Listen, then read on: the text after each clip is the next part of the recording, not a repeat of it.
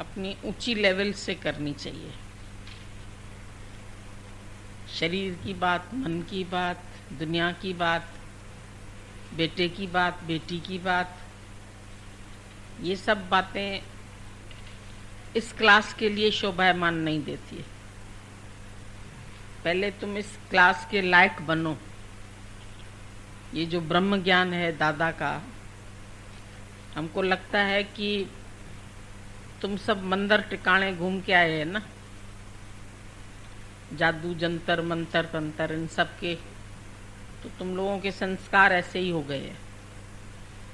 अभी तुम ब्रह्म ज्ञान को समझने के लायक अपनी बुद्धि को भी नहीं बना पाते। ये इतना सूक्ष्म ब्रह्म ज्ञान है, इसके लिए तुमको अपनी बुद्धि को उतना सूक्ष्म करना पड़ेगा। यहाँ दर्द होता है, वहाँ दर्द होता है, ऐसा होता है, ऐसा होता है, कोई बात थोड़ी है। इतना दादाजी का ऊंचा, अभी बात इतनी अच्छी चल रही थी कि दादाजी को तो कोई हॉस्पिटल में भी ले जाता था, डॉक्टर के पास भी ले जाता था, तो पूछते थे क्यों आया है? बोला मैं तो आया नहीं हूँ, मैं लाया गया हूँ, मेरे को तो कोई कष्ट नहीं है। जो देह के कष्ट तुम अपने कष्ट मान के बैठे, देह का दर्द अपना दर्द मान के बैठे, मन के ख्याल अपने ख्याल मान के बैठे, मन की बातें अपनी बातें मान के बैठे, और तुम है नहीं। अपने को तुम गंवाने के लिए आए हैं, खुद को मिटाने के लिए आए हैं, लेकिन नहीं मिटा पा रहे। बार बार कुछ न कुछ बन जाते हैं। इसमें आवाज हो रही है, देखो। तो इस क्लास के कोई योग्य ही नहीं लगता है हमको। कोई योग्य बने तो उसको योग्यता मिले। अपनी देह की बात करते हैं तो तुम अपनी जीभ को दांत से काट लो कि फिर से तुमने देह की बात क्यों की। तुम चमार है जब भी तुम शरीर की बात करते। राजा जनक बैठा था सभा में, और जब ये अष्टावक्र मुनि अंदर आ रहे थे तो उस टाइम में उसको सबको देख के हंसी आई। तो अष्टावक्र मुनि ने वो भी हंस दिए। जनक ने पूछा आप क्यों हंसे? बोला तुम बताओ तुम क्यों हंसे? बोला हमको तो हंसी आई, आपका ऐसा शरीर था। बोला फिर हमको भी इसीलिए हंसी आई कि हम तो सोचे बहुत अच्छे ऊंचे हाईएस्ट क्लास वाले जनक के पास जा रहे हैं, जिसकी सभा ज्ञानियों से भरी हुई होगी, जिनको तत्व ज्ञान की जरूरत होगी, क्योंकि इतने पंडितों को, ज्ञानियों को कैद करके रखा था उसने। तो अष्टावक्र ने उसको समझाया। मैं तो समझा तुम्हारी शायद बहुत ऊंची बुद्धि है और बहुत कोई कठिन प्रश्न है तुम्हारा, जो इतने लोग तुम्हारा जवाब नहीं दे सके, तो तुम्हारी सभा ज्ञानियों से भरी होगी। लेकिन मेरे को तो ये समझ में आया कि तेरी सभा चमारों से भरी हुई है, क्योंकि सभी ने चमड़ा देखा। नहीं तो राजा की दरबार में जाके कोई राजा को चमार बोले, ये कितनी ऊंची बात है। जब भी वो चम दृष्टि से खुद ऊंचा उठा होगा तभी वो किसी को चमार बोल सका। इतनी उसके अंदर में खुनकी थी, पावर था कि उसको राजा की भी परवाह नहीं हुई। नहीं तो राजा को कौन बोलेगा कि तुम चमार है? बहुत मुश्किल है किसी को कहना। पर तत्वज्ञानी को डर नहीं लगता है, वो सच्ची बात किसी को भी बोल सकता है। दादाजी सच्ची बात किसी को भी बोल सकते थे। एक जज आया दादा के पास ज्ञान लेने के लिए, तो दादा ने बोला मैं ज्ञान तब दूंगा जब तुम ये बोल दो कि मैं बहुत बड़ा बेवकूफ हूं। अभी वो जज कैसे बोल सकता है कि मैं बहुत बड़ा बेवकूफ हूं? उसको अंदर से चिढ़ मची, कैसा गुरु है जो हमको बेवकूफ समझता है मैं इतना बड़ा जज हूं, तो जो इतना बड़ा जज बन के बैठेगा उसको तो ब्रह्म ज्ञान नहीं मिलेगा। पर जो ज्ञान से बेवाकुफ है, तत्व को नहीं जानना, तत्व से वाकुफ नहीं है, तो वो बेवकूफ तो है ही है, बेवाकुफ। तो तुम भी ऐसे ही अपने से पूछो, तुम बेवाकुफ है कि नहीं है? भले तुम जज है, बैरिस्टर है, राजा है, अपने घर में मुखिया है, सास है, कोई बहुत बड़ी मिलियनर है, कोई पैसे वाले हैं, कोई बहुत बुद्धिमान है, लेकिन जिसको ये ज्ञान की समझ नहीं है वो बेवकूफ़ी है। और कहाँ पर कौन सा प्रश्न करना चाहिए ये बात भी तुमको समझनी चाहिए। तुम हीरे के दुकान पर जाकर के मिर्ची और धनिया मांगेगा तो वो तुमको नहीं देगा, वो बोलेगा जाओ मिर्चा धनिया की भाजी मार्केट में बैठो, जाके मच्छी मार्केट में जाके बैठो, वहां मछली बहुत मिल जाएगी तुमको। लेकिन तुम ऐसा है जो तत्व को नहीं जानते हैं, सारा दिन तुम देह की बात करते हैं, मन से सोचते हैं, बुद्धि से विचार करते हैं, इसके उसके ख्याल करते रहते सारा दिन, पास्ट का सोचते हैं, फ्यूचर का सोचते हैं, आज का नहीं सोचते। आज में तुमको आनंद लेना है तो आज की बात करो, तुम आगे की बात सोचता है। अभी किसी से भी पूछो भाई तुमको कोई चाह है, तुम क्यों माया में जाना चाहते हैं, क्यों तुम धन कमाना चाहते हैं, क्यों तुम दुनिया इकट्ठी करना चाहते हैं? कहते आगे के लिए सहारा चाहिए। शादी क्यों करते हैं? भाई आगे के लिए कंपनी चाहिए। आज कंपनी चाहिए, कहते आज तो नहीं चाहिए, लेकिन कहीं बुढ़ापे में हमको जरूरत पड़ी कंपनी की तो फिर हम क्या करेंगे? इसीलिए अभी से ही उसको इकट्ठा कर ले सामान को। ये भी एक सामान है, आगे काम आएगा।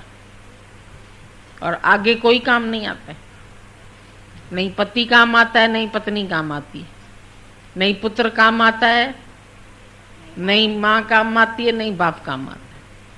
को काहू को नाही प्रीतम जान ले हो मन माई। मन में जान लो कोई किसी का नहीं है।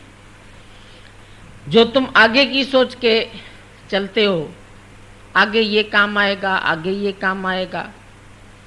कल सुना नहीं, वो शराबी ने बोतल तो बचा ली अपनी, घर में आग लगी और उसकी सबसे प्रिय चीज थी शराब, तो उसने शराब को अपने ऐसे रख दिया, चिपका के बॉटल को गले से लगा के, कि चलो सब जल जाने दो लेकिन मेरी बोतल बच गई तो बहुत कुछ बच गया। परेशान हो रहा था, चिंतित हो रहा था, दुखी हो रहा था, घबराहट हो रही। दूसरे दोस्त ने कहा भाई थोड़ी सी पी लो, तुम्हें आदत है, तुम पी लोगे तो तुमको आराम आ जाएगा। कहने लगे पागल हो क्या तुम, इतनी मुश्किल से तो बचाइए और उसको अभी पी लूं? अरे अभी नहीं पिएगा, नहीं आगे के लिए बचा के रखिए। तो जरूरत आ जाए बचा के आगे के लिए रखिए। पैसा भी होएगा, कहेंगे खर्च करो, नहीं आगे के लिए रखा है। हर चीज तुम आगे के लिए रखते हैं, फ्यूचर के लिए रखते हैं, फ्यूचर के लिए सोचते हैं कोई तो हमें साथ दे। अभी तो गुरु है, अभी तो सत्संग है, अभी तो मेरा मन लग रहा है, लेकिन आगे अगर न लगा तो अरे जब अब नहीं लग रहा है तो आगे कैसे लगेगा? अगर आज मेरे को चाहना नहीं है तो आगे कैसे होगी? गीता भगवान के पास आते थे कई लोग, जिसकी लड़कियां सत्संग में आती थी, तो वो आके गीता भगवान से बोलते थे कि अगर ये शादी नहीं करेगी तो कैसे रहेगी, कौन इसका सहारा बनेगा। बोला आज इससे पूछ लो, आज इसको सहारे की जरूरत है। बोले नहीं, आज तो बोलती है हमको नहीं सहारे की जरूरत है। तो बोला फिर अभी तो ज्ञान थोड़ा ही सुना है, तो बोलती है हमको जरूरत नहीं है।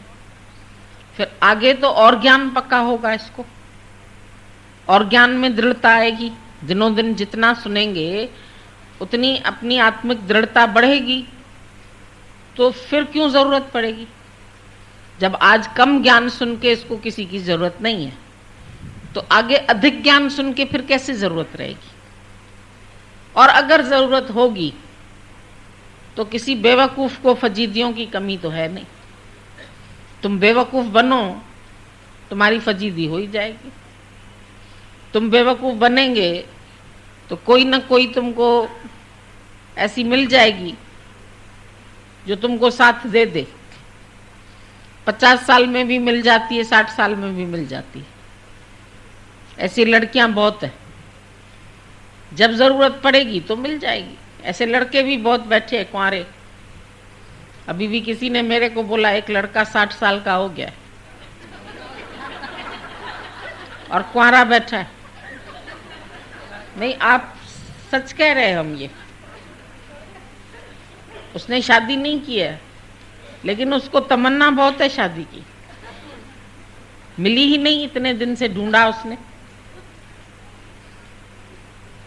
ये मजाक की बात नहीं करे। हमारे जो ये घर है इसमें रहता था वो लड़का, उसने शादी नहीं की।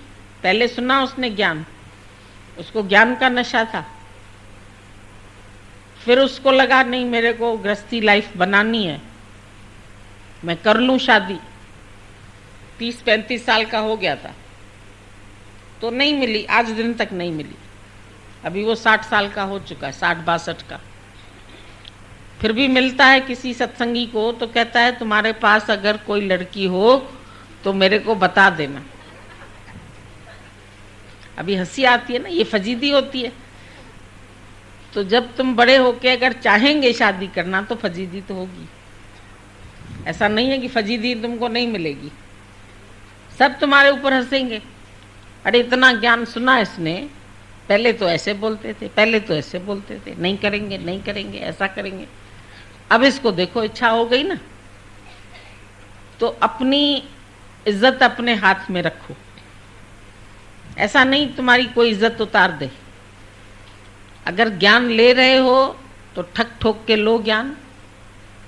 संकल्प कर रहे हो तो अच्छी तरह से संकल्प करो, निश्चय करो बल्कि। और निश्चय पक्का ऐसा करो जो फिर कभी तुम्हारा निश्चय डोलायमान नहीं हो। आज हमारे सामने सब एग्जाम्पल है जो ऐसे निश्चय में बैठी हैं, आज उनको कोई ऐसी इच्छा नहीं उत्पन्न होती है। हम पूछते भी हैं, कभी तुम लोगों का माया में मन जाता है, कभी तुमको ऐसा दिल होती है क्या? जब भी तुम किसकी शादी में जाते हैं, किसी की एनिवर्सरी में जाते हैं, किसी पार्टी में जाते हैं, 4 लोग तुमको बहुत ब्यूटीफुल कहते हैं, अरे तुम क्यों नहीं ऐसा कर लेती है, हम तुमको प्रपोज करते हैं। अगर अभी भी इच्छा है तुम्हारी तो गुरु तुमको मना नहीं करता है। पर जब हम आज पूछते हैं तो कहते हैं आज तो नहीं है। तो आज नहीं है तो आगे भी नहीं होनी चाहिए। निश्चय ऐसा तुमको पक्का हो जाए, अपने स्वरूप में दृढ़ता आ जाए, तो मुझे किसी और से कोई आकांक्षा नहीं है। बोला मेरा जो भगत है वो न इच्छा करता है, न सोचता है, न बंधन में आता है, न कांक्षती, कुछ सोचता नहीं है, कोई आकांक्षा नहीं है उसके अंदर। नहीं कोई, जब आकांक्षा नहीं है तो सोच विचार भी नहीं।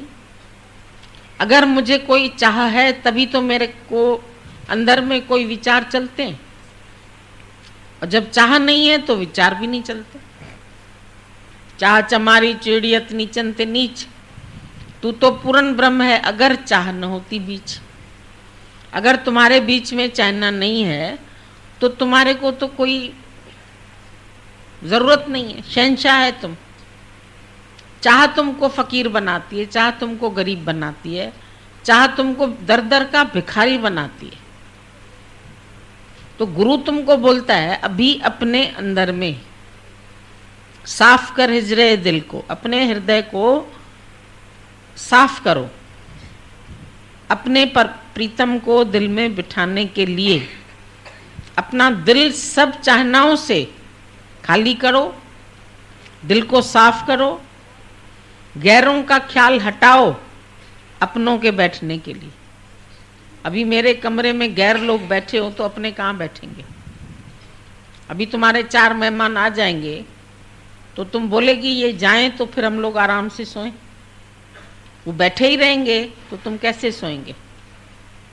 8 मेहमान घुस के आ गए तुम्हारे पास, तुमने उनको चाय नाश्ता खिलाया, तो फिर इंतजार करते हैं भाई अब ये जाए तो हम आराम से सोएं, खाएं पिए सोएं। पर अगर वो 8 मेहमान बैठे ही रहेंगे तो तुम कहाँ सोएंगे? तुम रेस्ट कहाँ करेंगे? तो तुम्हारे दिल में भी अगर कोई बैठे है, गैरों के ख्याल बैठे, चलो लोग नहीं बैठे तो उनके ख्याल बैठे, उनके ख्याल बैठे हैं तो भगवान कहाँ बैठे फिर? तो दिल का हुजरा साफ कर, गैरों का ख्याल हटाओ अपनों के ख्याल आने के लिए। जब तक गैरों का ख्याल तुम्हारे मन में चल रहा है, गैर कौन है? अपने आत्मा से अलग जो कुछ है वो गैर है।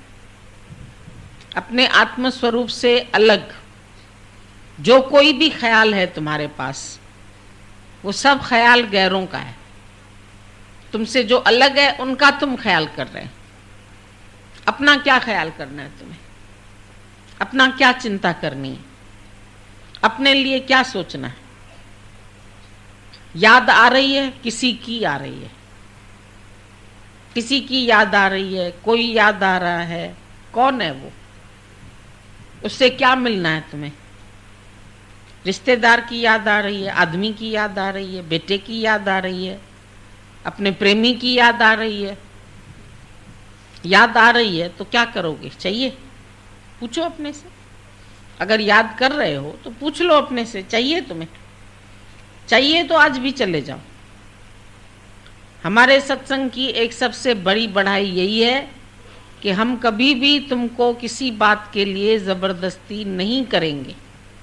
न तुमको जबरदस्ती हम रोकेंगे, न तुमको अपनी इच्छाओं को दबाना है, और ना ही हम तुमको पूरी करने के लिए बोलते। कई बार लोग सोचते हैं अरे हमारे सत्संग में तो मना नहीं है, चलो मैं पिक्चर देख आती हूँ। हमारे सत्संग में तो मना ही नहीं है, चलो मैं रिश्तेदारों के यहाँ से होके आती हूँ, चलो मैं उधर चली जाती हूँ, चलो। तो तुम समझते हैं कि तुम जब तुम अपने स्वरूप से हटते हैं और कहीं भी जाते हैं, गुरु से भी तुम थोड़ा दूर जाते हैं, तो तुमको संसार के ख्याल धर दबोचेंगे। जब तक तुम स्ट्रांग नहीं बनेंगे, अभी तुम कमजोर है, तो तुमको सारी दुनिया के ख्याल दबाएंगे और तुम माया में जाओगे, वहां अकेले पड़ जाओगे। गुरु के पास तो तुम्हारे पास गुरु की छत्र छाया है, गुरु का कवच है तुम्हारे पास, गुरु तुम्हारा रक्षक बैठा है। लेकिन जब तुम माया के बीच में जाते हो तो तुम्हारा मन थोड़ा लापरवाह हो जाता है कि अब तो गुरु मेरे शहर से दूर है, अब मैं अपने शहर में हूँ। यहाँ भले तुमको मालूम है हाजरा हजूर है, मेरे साथ है, अंग संग है, मेरे पास रहता है, फिर भी दूर है। भले जो तुम सोचेंगे, विचार में तो हम नजदीक है ना, ख्याल में तो हमारे गुरु चल रहा है ना। निगाहों में तुम हो, ख्यालों में तुम हो, ये जन्नत नहीं है तो फिर और नहीं। लेकिन फिर भी गुरु की कैद में रहना। आओ न थिया आजाद कॾहिं शल कैद करी त कबूल मियां। भक्त कहता है भगवान तुम मेरे को कभी आजाद नहीं छोड़ना, और मैं तुम्हारे छत्र छाया से आजाद होना भी नहीं चाहता हूं। कैद करी तो कबूल, तुम मुझे अपनी कैद में रखो तो ये मेरे को कबूल है। क्योंकि जब हम कैद में बैठे हैं तो हमारा मन संसार की बातों से ऑटोमेटिक छूटा हुआ है, और अगर जाता भी है तो फंसेगा नहीं, क्योंकि डोरी हाथ में है गुरु की। कितना दूर जाएगा? बुलबुल कितना उड़ेगी? अगर उसकी डोरी मेरे हाथ में है, यहाँ उड़ेगी, यहाँ उड़ेगी, यहाँ कितनी दूर जाएगी। पर यहाँ से उड़ गई आसमान में तो फिर तो पता नहीं कहाँ जाए, तो सारा आकाश उसके लिए घूमती रहेगी। कोई पीछे पड़ेगा, कभी दाने के लिए मोहताज होगी, कभी नीचे आएगी, कभी ऊंचा जाएगी। तो गुरु की कैद से हम माया की कैद से छूटते, गुरु की कैद में रहने से।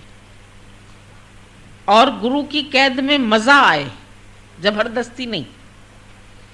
जबरदस्ती किसी को हम बिठाएंगे तो उसका मन भाग जाएगा।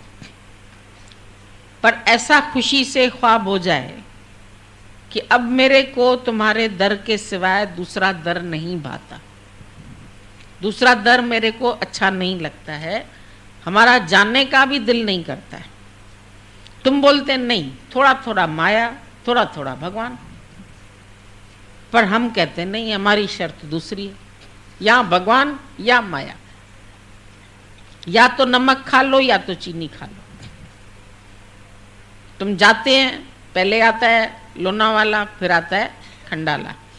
अभी हम लोग आए पूना से, तो इनका मन था भाई खंडाला बहुत सुना है, चलती क्या खंडाला, कोई बहुत अच्छी जगह होगी। तो कार को मोड़ के हम लोग उधर से गए, तो पहले लोनावाला आया, फिर खंडाला आया। कोई विशेष तो कुछ नहीं था वहाँ, पर ये था कसम खाने जैसे ये लोग हो गए कि देखा। तो लोनावाला में है लूण, नमक का पहाड़, और खंडाला में खंड माना चीनी। पहाड़ बना हुआ नहीं है, वैसे नाम से। तो एक चीटी लोनावाला में रहती है, एक खंडाला में रहती है। तो उसने खंडाला ने इनवाइट किया, भाई देखो मेरी चीनी कितनी मीठी है। तो वो कहती है नहीं, मेरा तो नमक भी बहुत अच्छा है। बोला नहीं, एक दिन उसको इनवाइट किया, भाई आओ फ्री में ही आके हमारे पास खा लो, आओ तो सही, हम तुमको चीनी खिला देंगे। तो जब चीनी खाने के लिए गई वो, उसने थोड़ी सी मुंह में रखी, बोलने लगी जैसा स्वाद उसका होता है ऐसा ही तो इसका भी है। अब वो खंडाला वाली सोचती है कि ऐसा तो हो नहीं सकता, उसने नमक को भी देख रखा था। नमकीन मुंह में और मीठे मुंह में तो फर्क होता है। ओकेजन में कहते हैं भाई मीठा मुंह तो कराओ, कोई बोलता है खारा मुंह तो कराओ। पास होता है कोई, कहते हैं भाई लड्डू खिलाओ, कोई नहीं, बोलते हैं भाई नमक खिलाओ, नमकीन खिलाओ, सब मीठा चाहते हैं। तो बोला ऐसा तो नहीं है कि नमक और मीठा दोनों एक से। वो समझ गई जरूर कहीं गड़बड़ है। बोला अपना मुंह खोलो। मुंह खोल के जब दिखाया, उसको दूरबीन से दिखाई पड़ा, वैसे तो नहीं दिखता, वो दिखाई पड़ा एक नमक का इतना ढेला मुंह में उसके रखा था। अरे बोला यही तो गड़बड़ है, चलो पहले वॉश बेसिन पर, कुल्ला करो, ब्रश करो, अच्छी तरह से मुंह को साफ करो, फिर खाओ तुम हमारी खंड। ऐसे ही थोड़ी काम चलेगा। तो जब खाया उसको, तो उसको इतनी अच्छी लगी चीनी कि अभी वो नमक के पहाड़ पर कभी नहीं जाती। तो एक बार अगर तुमको भी ऐसा, जब तुम आते हैं, हाँ वहाँ भी मज़ा है, यहाँ भी मज़ा है, वहाँ भी मन लगता है, यहाँ भी मन लगता है, वहाँ भी अच्छा लगता है, यहाँ भी अच्छा लगता है, तो अभी तुम्हारे अंदर कहीं नमक पड़ा हुआ है, तुम ठग गए। तुम आशिक नहीं है, प्रेमी नहीं है, तुम ठग गए। तुम्हारे अंदर में ठगी है, वहाँ भी अच्छा है, यहाँ भी अच्छा। ऐसा हो नहीं सकता, क्योंकि जब ये रस आवे तो वो रस नहीं भावे, ये निशानी है। तुम कहते हैं थोड़ा बुखार है भी, थोड़ा नहीं भी है। डॉक्टर को बोलो थोड़ा बुखार है भी, थोड़ा नहीं भी है। डॉक्टर क्या बोलेगा, या है या नहीं। नहीं, थोड़े मरे हैं गुरुजी, थोड़े जिंदे हैं। अब ऐसा हो सकता है? जब ऑक्सीजन भी ले रहा है तो हम बोलते हैं नहीं अभी जीवित है। ये कोई बोलेगा मर गया? मरा तो मरा, फिर तो कोई जीवित करेगा ही नहीं। भले उसको तुम ऑक्सीजन चढ़ाओ, भले इधर मुक्के मारते हैं डॉक्टर लोग, शायद हार्ट में कहीं ऐसे ही ब्लॉकेज आ गया हो तो न चल रहा हो, ऐसे धक्के मारते हैं। कभी कभी तो कोई जीवित हो भी जाता है, पर अधिकतर जो मर गया फिर वो कैसे जिएगा। तो या तो बोलो हम मर गए, या तो बोलो हम जिंदा हैं। तुम बोलते हैं कि नहीं, हम मरे भी हैं जिंदा भी हैं, अधमरे हैं। अधमरे को तो कोई भी उठा के अस्पताल में पहुंचा देगा, फिर जिंदा हो जाएगा। तो मरना है तो या तो मरो या तो जियो जाके। एक बात डिक्लेयर कर लो अपनी, या मरना है या जीना है, या खुद को जानो या तो माया में रमण करो। जब पेट भर जाए तुम्हारा माया से, फिर इधर आ जाना, देर क्या है। तुमको अगर अभी भी अपने शौक पूरे करने हैं तो जाओ, लेकिन ये समझ लेना कि गुजरा वेला हाथ ना आवे, फिर करिए चाहे लाख उपाय। कितना वक्त तुम्हारा निकल जाएगा तुमको पता नहीं लगेगा। Time is money and more than money. जो समय है वो पैसे से भी अधिक है, क्योंकि खोया हुआ पैसा तुमको एक बारगी फिर मिल सकता है, पर खोया हुआ समय तुमको कभी नहीं मिल सकता। अभी तुम्हारे जिंदगी के 20 साल गए, 25 गए, 30 गए, तुम उसको लौटाना चाहते हो। कोई लौटा दे मेरे बीते हुए दिन, कोई लौटाएगा? कोई लौटाएगा? मेरा बचपन बड़ा अच्छा लगता है, कागज की कश्ती और ये और वो, बचपन मेरा कोई लौटा दे। वो नानी की कहानियां और वो सब, ऐसे भोले ही नहीं बनोगे जो नानी कहानी सुनाए और तुम, नानी के पास कहानी थी नहीं तो बच्चा बोलता है कहानी सुनाओ कहानी सुनाओ। आखिर बोली कि भाई एक पेड़ पर चिड़िया बैठी थी, फिर वो आवाज़ हुई, फिर चिड़िया की आंख खुल गई, फिर चिड़िया फुर्र हो गई। बोले फिर आगे? बोला फिर दूसरी चिड़िया बैठी थी, फिर आवाज़ हुई, फिर वो फुर्र हो गई, फिर फुर्र हो गई। वो बार बार उसको फुर्र फुर्र बोलती रही। आखिर कब तक वो पूछता बच्चा, उसको नींद आ गई। तुम्हारे अंदर भी ख्याल आते हैं, गुरु कहता है फुर्र करो उसको। कहाँ गया फुर्र? जब आवे कोई ख्याल बोलो फुर्र। अब कितनी देर फुर्र करोगे? आखिर तो ख्याल खत्म हो जाएंगे, नींद आ जाएगी तुम। पर तुम क्या करते हैं? फुर्र नहीं करते, तुम ख्यालों को बिठाते हैं अंदर। जब आता है ख्याल उससे बातें करते, हाँ फिर ऐसा हुआ, फिर ऐसा हुआ, फिर करता है। फुर्र करे तो ठीक है, लेकिन फिर तो लंबी कहानी बन जाएगी, और ये कहानियों का अंत तो होएगा नहीं। अब चिड़िया फुर्र तो कितनी बार भी कह लो, कह सकते हो, लेकिन कोई कहानी है, राजा भी मर गया, रानी भी मर गई, खत्म कहानी हो गई, वो कहानी खत्म हो जाती है। लेकिन ये फुर्र वाली कहानी खत्म नहीं होगी। न ये ख्याल तुम्हारे खत्म होंगे, न ये फुर्र खत्म होगा। अगर जब भी आ जाए ख्याल, फुर्र कर दो उसको। पर जो जम के बैठ जाते हैं वो तो फिर बड़े, जैसे काई जम जाती है ना, तो बड़ी मुश्किल से उसको हटाना पड़ता है। एसिड डालो, ये डालो, झाड़ू से रगड़ो, चूना डालो, नहीं तो 100 बार फिसलोगे।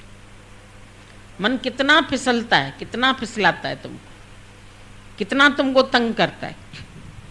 इस मन को खाली तुम आजमाओ। मन ने तुमको बहुत तंग किया है, और मन के कहने पर ही अभी तक भी तुम चलते हैं। अभी भी तुम मन से अलग नहीं होते। ये मन, ये चित्त, ये बुद्धि, अहंकार, ये सब तुमको फंसाने वाले। ये सब गुम कर दो, तब उस सच को प्राप्त कर सकते हो। अब लोग बोलते हैं मन बुद्धि कैसे गुम होगी? मन बुद्धि से ही तो परमात्मा को जानेंगे। बुद्धि हमारी सोचेगी, मन सुनेगा। शुरू में ठीक है, मन सुनता ही है, पर एक ऐसा समय आ जाए जो मन विलीन हो जाए। एक बार आपस में 5-6 नमक की पुतलियां सहेलियां थी आपस में। तो मन उनका चल रहा था कि हम इतना सागर के पास में रहते हैं, पर हमको यही नहीं मालूम है कि सागर की गहराई कितनी है, सागर की चौड़ाई कितनी है, सागर की लंबाई कितनी है। तो दो सहेलियां गई अंदर, बोली अच्छा हम इसमें अंदर जाके अभी तुम लोगों को आके बताते हैं कि सागर कितना गहरा है, कितना चौड़ा है, कितना लंबा है। अब वो बाहर जो बैठी थी सहेलियां उसकी, वो इंतज़ार करती रही करती रही करती रही। सुबह से रात हो गई, वो पुतलियां वापस ही नहीं आई। फिर दो ने कहा चलो भाई नहीं आई हैं, अब हम जाके देखते हैं, हम जाके देखें कि भाई कितनी लंबाई गहराई है। वो गई, वो भी वापस नहीं आई। बाकी दो बाहर रह गई, वो अभी तक इंतजार कर रही हैं। जो हमारी चार सहेलियां अंदर चली गईं, वो आखिर गई का। तो तुम्हारा भी मन बुद्धि जब तक सोचता है जब तक सागर में गर्क नहीं हुआ, तब तक किनारे बैठ के तुम सोचते ब्रह्म कैसा, आत्मा कैसी, ज्ञान कैसा, ये कैसा। जाओ ना अंदर, फिर बताना आके कैसा है। तो तुम्हारे जो सहेली दोस्त हैं वो इंतजार ही करते रहेंगे, भाई बताने आएगी तो सही, एक दिन गई है गुरु के पास, एक दिन तो लौटेगी। पर जो गुम हो जाएगा वो लौटेगा, भले उसके सारे घर के लोग इंतजार करते रहे। अगर वो भी आएंगे यहाँ ढूंढने के लिए, वो भी चले जाएंगे। तुम इतने पक्के बन जाओ कि गुम हो जाओ उसमें, पर तुम बन के बैठते हैं, वो कट कट कट कट कर रहे हैं। बर्फ की डली पड़ी है गिलास में, खट खट खट खट, जब तक गली नहीं तो आवाज है उसमें, जब गुम हो जाएगी तो आवाज खत्म हो जाएगी। तुम भी अपने आप को गुम कर लो, गुम हो के वेख नजारा, आप सारा महबूब के सूरत में। है तो तुम वही, पर तुम्हारे ऊपर पर्दा आ गया है, आईने के ऊपर धूल जम गई है। और जब उस धूल को हम पोंछते हैं और उसमें देखते हैं, तब क्या दिखता है कि भगवान का अक्स तुम्हारे अक्स से अलग नहीं। वो अक्स और तू एक ही है, वो परमात्मा और तू एक ही है। ये तुम देखो, सामने गुरु तुम्हारे है, तुम्हारे ही जैसा है, पर फर्क क्या है दोनों में? उसने अपनी मैं को गला दिया है, उसने अपने अंतःकरण को साफ कर दिया है, और तुमने अपने अंतःकरण में अभी भी कहीं न कहीं छिपा के कुछ न कुछ रखा हुआ है। ये सब गलती तुम्हारी है। अभी तुमको इतना अंदर में उमंग नहीं है, जोश नहीं है कि जल्दी से जल्दी काम पूरा करें।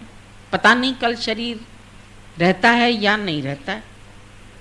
अभी इतनी लहरें आई तो कई लोग बह गए, अभी इतने भूकंप आते हैं रोज, कई मर जाते हैं, कई सड़क पर लेटे हुए होते हैं, कुचल दिए जाते हैं, कई ट्रेनें एक्सीडेंट हो जाती हैं, कहीं कार एक्सीडेंट होती है, कहीं स्कूटर एक्सीडेंट होता है, जवान जवान बच्चे चले जाते हैं, माँ बाप रोते ही रहते हैं। उस दिन भी कोई बोला 12 साल का लड़का हमारा एक्सीडेंट हुआ, खत्म हो गया, और एक ही बेटा था, दूसरी बेटी भी नहीं है, कोई नहीं है। अभी उसके आंसू कौन सुखाए? एक बेटा आजकल कहते हैं भाई ठीक है बस अब दूसरा पाल नहीं सकते हैं, तो ज्यादातर लोग अभी एक ही औलाद, दो भी नहीं बनाते। फिर जब अचानक ऐसा केस हो जाता है तो फिर रोते, अब कहाँ से लाए औलाद, अब कहाँ से मिले उसको, अब नहीं मिलेगी। तो कितना अंदर से मोह कष्ट देता है। ये जवानी में भी सब जा सकते हैं, ऐसा कोई लिखा हुआ कहीं प्रमाण नहीं है कि बुढ़ापे में ही तुम मरोगे, 100 साल तुम्हारी उम्र है। ये तो एक निर्धारित की हुई है कि हो सकती है मनुष्य की इतनी उम्र, लेकिन क्या इतनी ही उम्र में जाएंगे सब?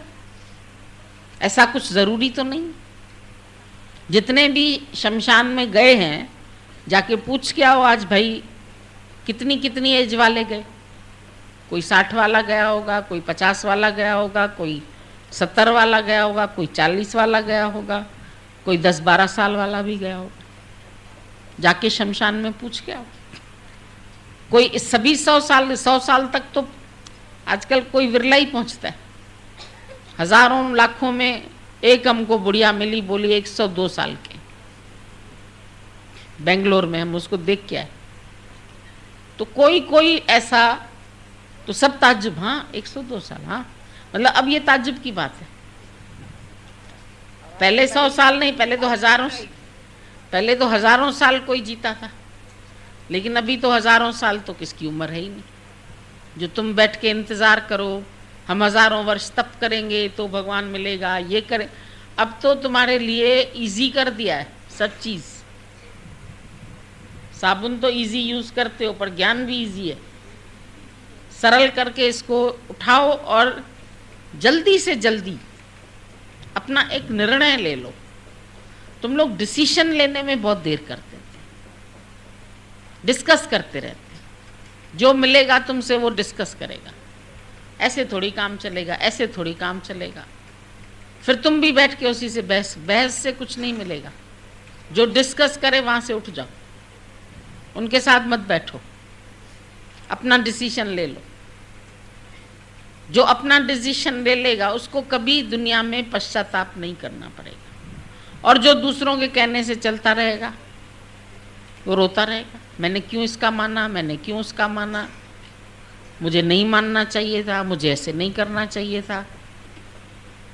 तो अंदर से अपने विचारों को चेंज करो, अपना हृदय परिवर्तित करो, अपना मन चेंज करो।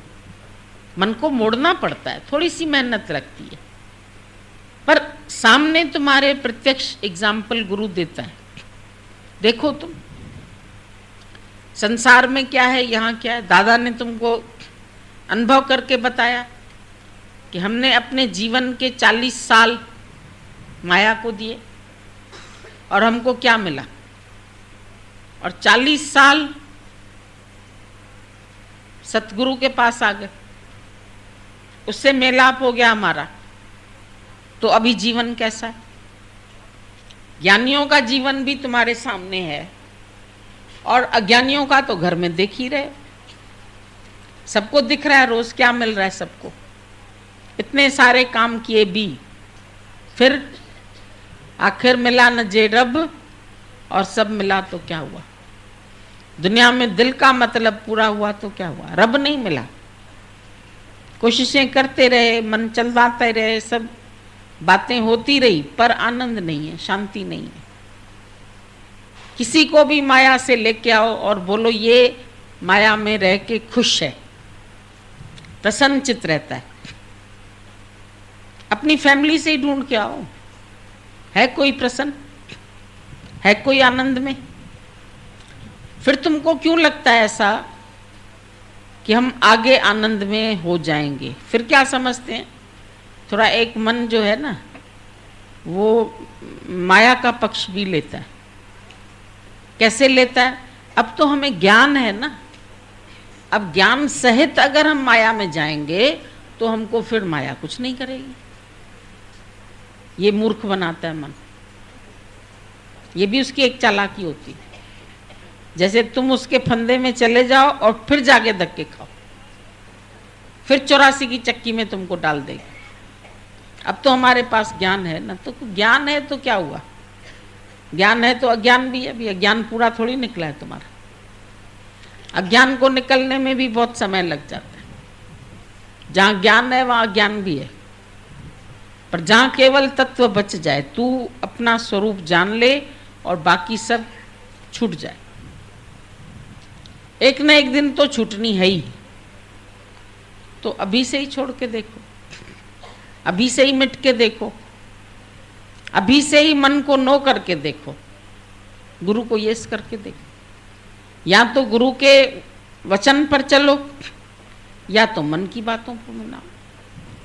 मन की बातों को मानते हो तो फिर देख रहे हो उसका भी रिजल्ट, उसका भी देख रहे हो, उसका भी देख रहे हो। तो ये जीवन तुम्हारा जो है ये किसके लिए है और कैसे तुमको रहना है, कैसे तुमको चलना है, अपना बैठ के एक दिन विचार करो।